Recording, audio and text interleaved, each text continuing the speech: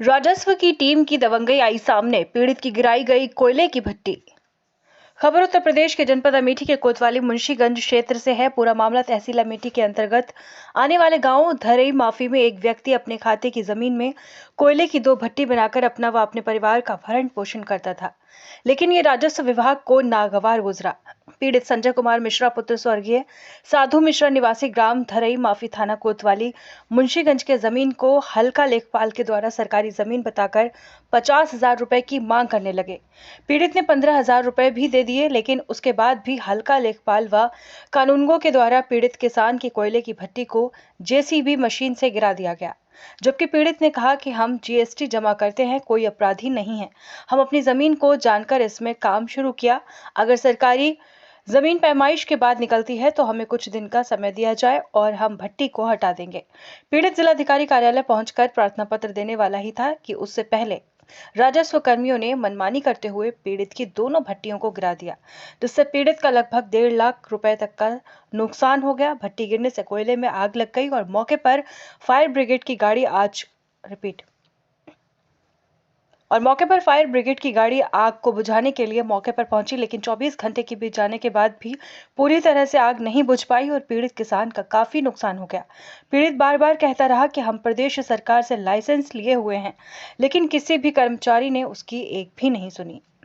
अमेठी से bureau chief summer Bahadur Singh की report. क्या नाम है? संजय कुमार मिश्रा। आपके यहाँ आग लग गई है, ये कैसे हुआ, क्या है पूरा मामला? आग लग गई श्रीमान जी, हमारे यहाँ ये आग लगी नहीं है। आग इसमें थी, हमारे जो क्षेत्र के लेखपाल हैं दिनेश चंद्र तिवारी, ये क्षेत्रीय लेखपाल हैं। 4, 5, 6, 8, 9 ग्राम सभा की झोला लिए टहल रहे हैं, पैसा वसूल रहे हैं सबसे, जनता से परेशान करके। हम इसमें जीएसटी होल्डर हैं, लाइसेंस लिए हैं सरकार से। हम अपनी बाग में इस भट्टी को बनाए थे, 10-15 साल से चला रहे हैं भट्टी को।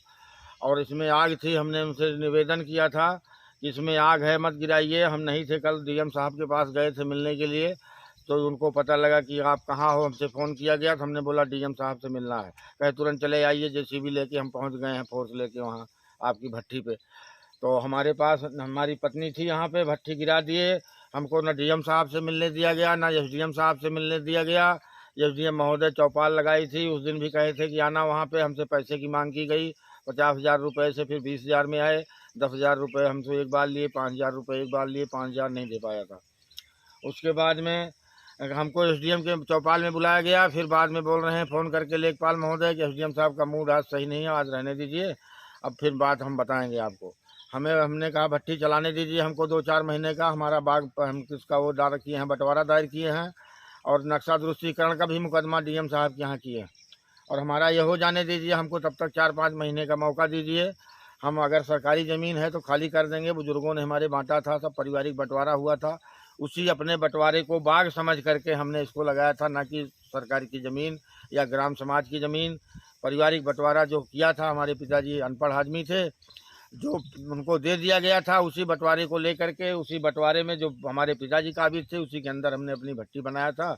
चिन्ह मेड़बंदी जो हुई है, खाई बंधा है, वो आज भी निशान चिन्हित है। सारे हिस्सेदार अपने अपने हिस्से पे उसी बराबर काबिज हैं।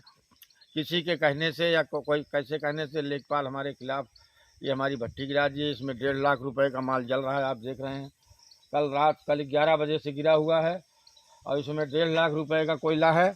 1.5 लाख रुपए का कोयला हमारा जल रहा है। हम पति पत्नी परेशान हैं। दमकल भी आई थी अमेठी से, 100 नंबर आई थी। दमकल का पानी ख़त्म हो गया, चले गए, बुत नहीं पाई है।